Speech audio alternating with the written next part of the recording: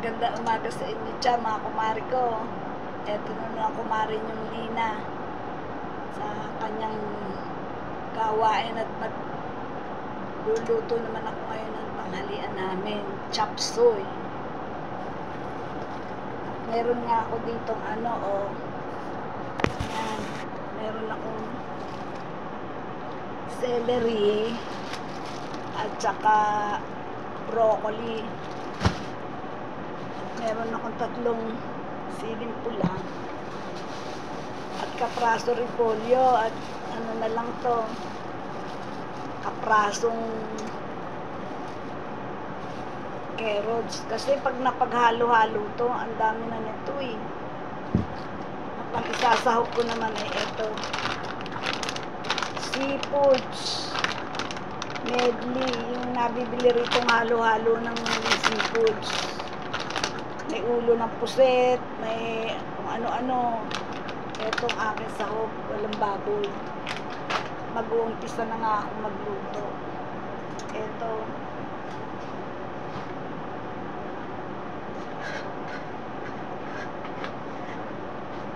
Naghiwa na ako ng bawang at sibuyas. Uunahin ko nang igisa tong bawang at sibuyas at saka tong yung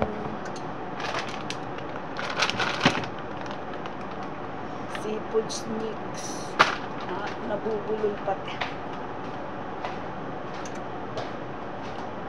Kumain sa kapatid. Unahin ko na po. Habang pinapupula-pula ko to, sibuyas at kamatis, hihiwain ko na ito mga gulay.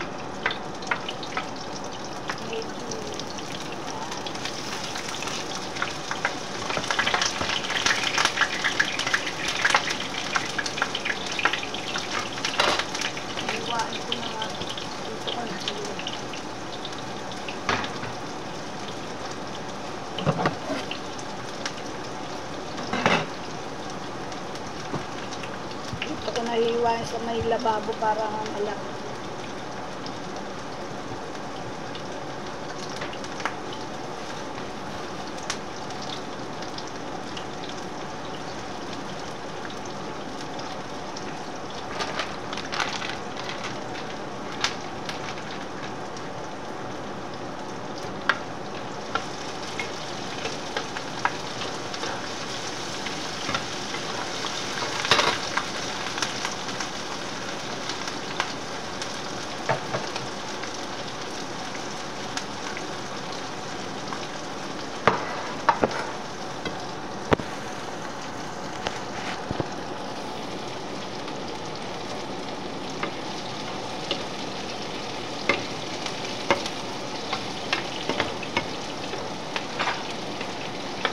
Ilalagay ko ng ating seafood mix.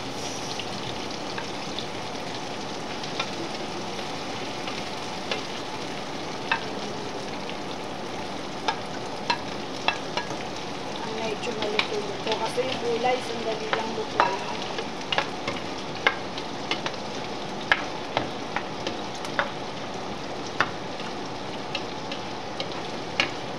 Inaluan ko na rin ng 2 hapon.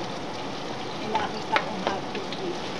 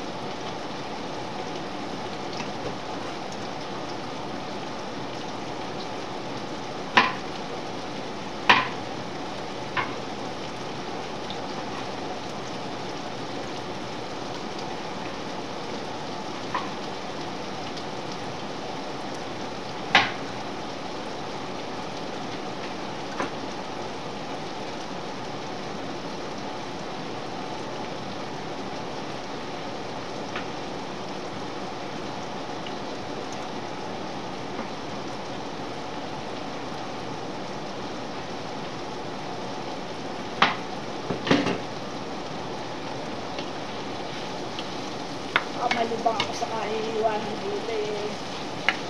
Ito naman aking medyo pinipirito ko kasi yung seafoods. Para magandang tingnan.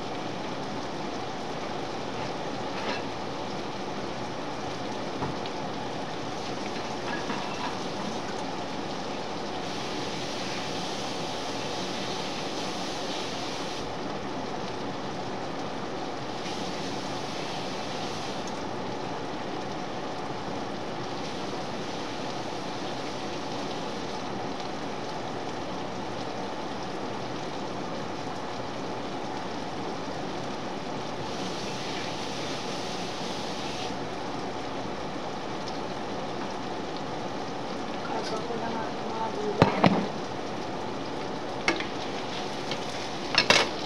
Lalagyan ko ng konting toyo. Kasi natutunan ko yung para daw mabango at malasa yung toyo para medyo ipiperito mo ng konti.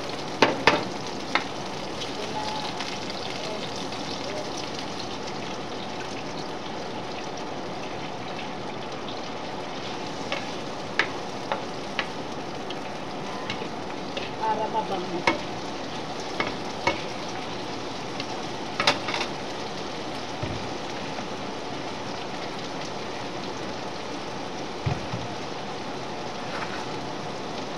Nauna ko nang hiwain ko carrots at swells.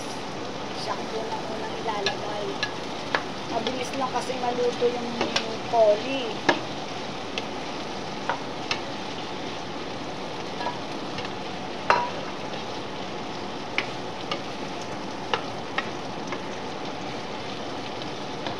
Medyo inuna ko lang.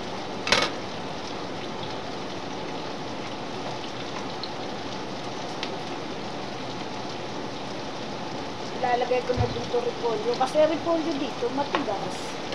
Isang tagal maluto. Eh, yung ngipin ng mister ko medyo mahina. Ayaw niya ng gulay na matigas.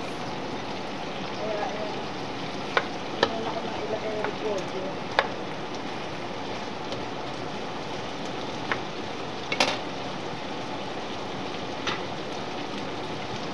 Lalagyan ko na rin ng konting oyster sauce.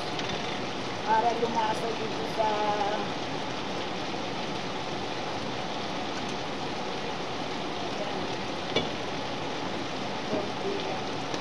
para lumasa dito sa dito sa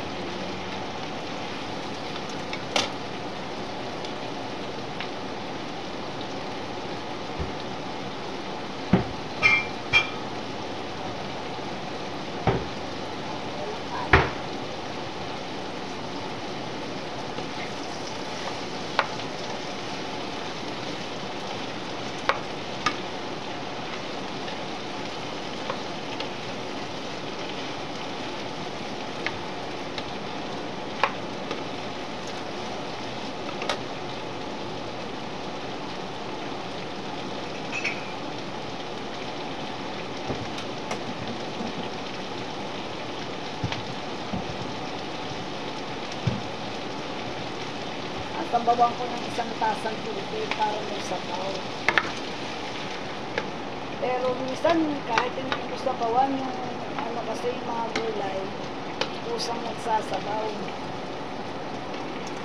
Eh, para lumambot agad yung repolyo.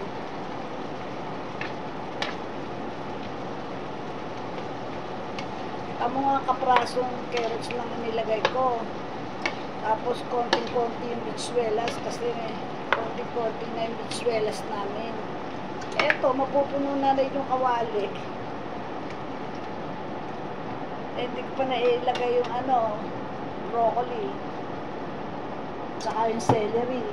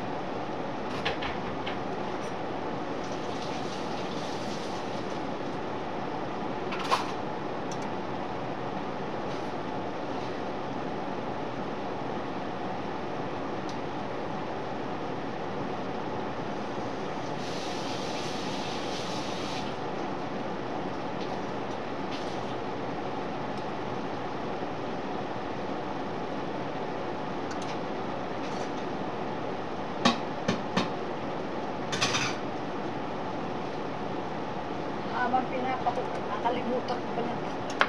Habang pinakukulo ko itong gulay, naglipit na ako ng naglipit. Sa aking mga pinaghiwaan. Nilipit ko na yung sangkala, nilipit ko na yung kutsilyo. Bagal na makukulo na ito. Laksan ko nga. Tudo na yan.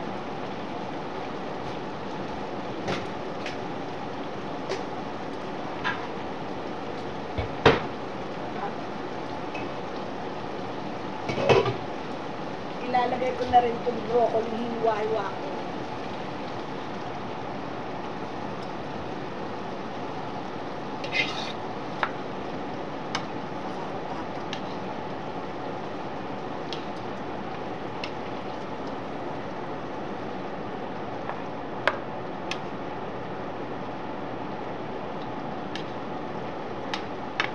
Bagal lang aking kalag.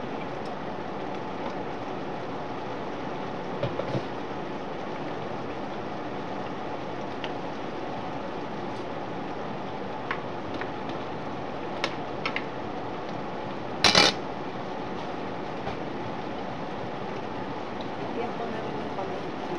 Maluto pa.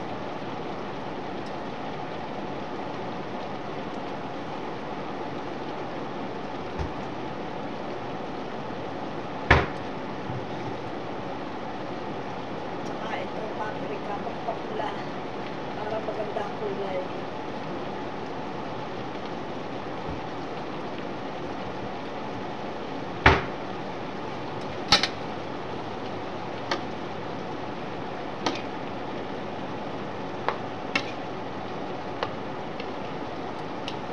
na lang to. Mga 5 minuto. Dali lang naman magluto. Basta naiayos mo yung mga gagamitin mo. Sandali lang. Ang babaga lang dito yung paghihiwa ng mga gulay. Pero pagluluto, sandali lang. Yan, ang ganda tignan. May dilaw, may pula.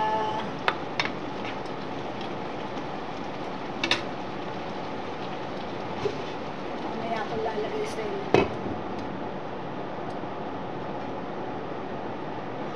Ito nga, inugasan ko na yung mga dahon ng celery, pinutol-putol ko na yung tangkay. Huling-huli ko na siya ilalagay. Ito, siling ko lang. Ilalagay ko na rin. Para lumasa.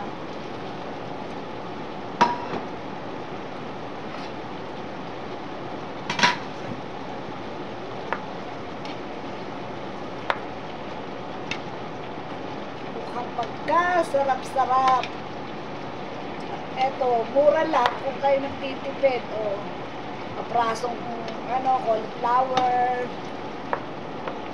Ang inihahalo ko na nga lang, hindi na baboy.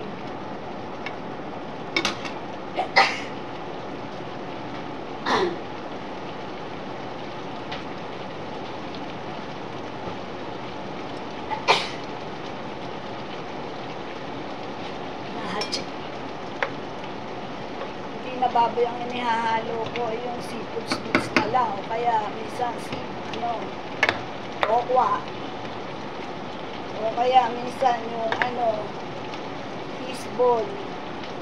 Hindi na kami, mas bihirang-bihira na kami magluto ng baboy, kasi nga mga senior na. Yung anak ko rin naman hindi rin mahilig sa mga baboy.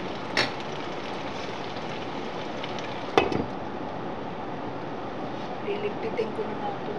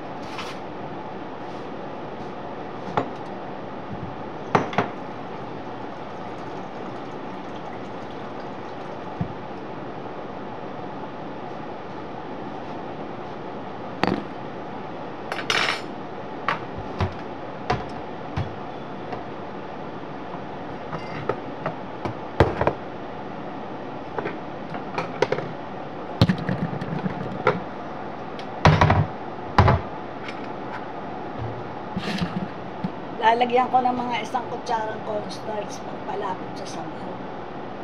Ito sa konting tubig.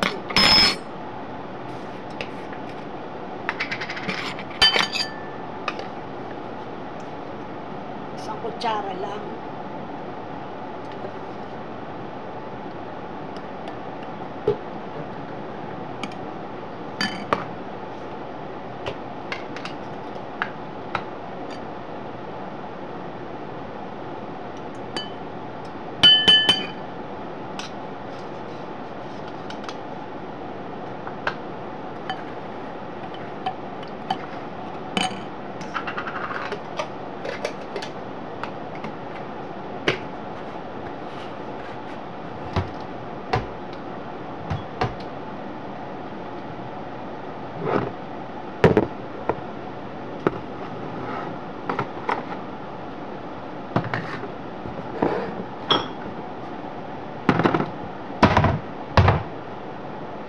Ganyan ang trabaho ko pagkakatapos kong kumuha ng gamit. Ligpit ako ng ligpit at nang wala akong kalat. Eh, total, ako rin mag-isa magliligpit. Ay habang pinapakulo ko, habang niluluto ko, ligpit ako ng ligpit para pagka naluto, wala na akong trabaho. Tapos na. Ayoko kasi ng makalat. Eto, luto na nga. Ilalagay ko na lang yung celery. Luto na yung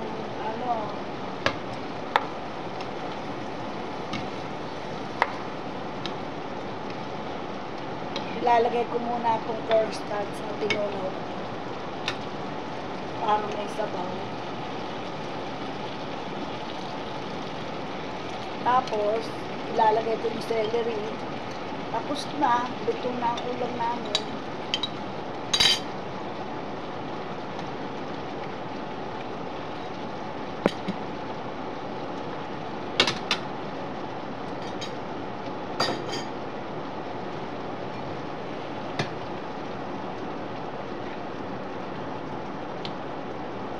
Lalagyan ko sana ng magic sarap.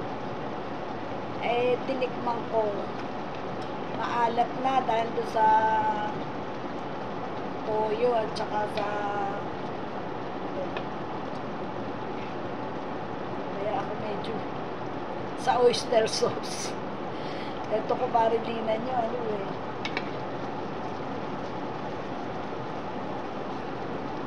madalas makalimot. Sasabi ko lang, minsan nakakalimutan ko. Ganyan talaga yata ang nagkakaedad. Ilalagay ko na nga yung celery at tapos na.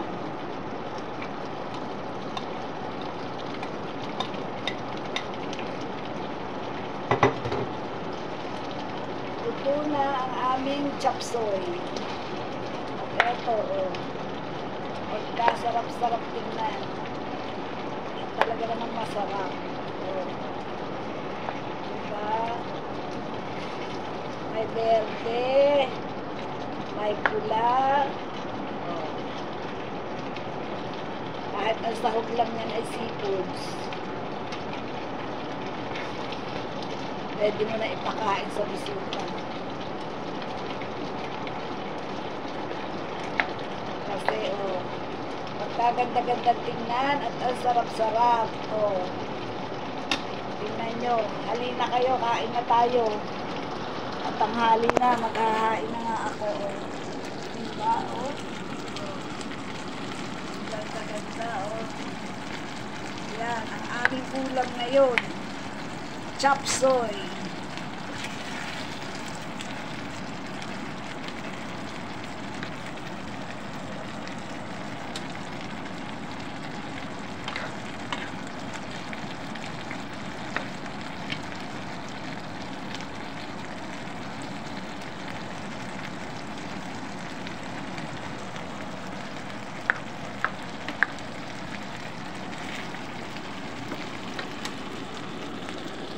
Diba? Mukhang pagkasarap-sarap.